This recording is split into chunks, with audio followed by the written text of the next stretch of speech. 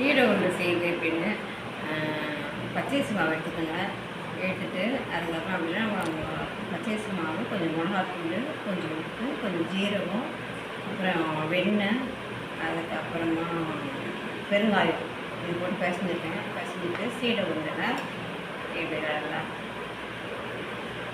வெண்ணெய் வந்து சாஃப்டாக இருக்கும், ஹார்டாக இல்லாமல் சீடை உருண்டை. அப்படி இல்லைன்னா ஓட்டடோடு செய்யலாம்.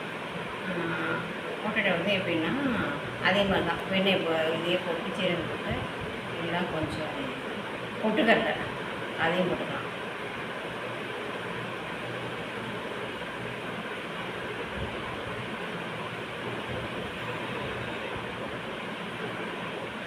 பொட்டுக்கடலை போட்டால் கொஞ்சம் சாஃப்டாக இருக்கும்.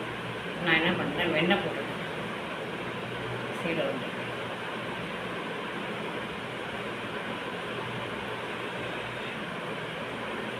ரெடி ஆகிடுச்சு.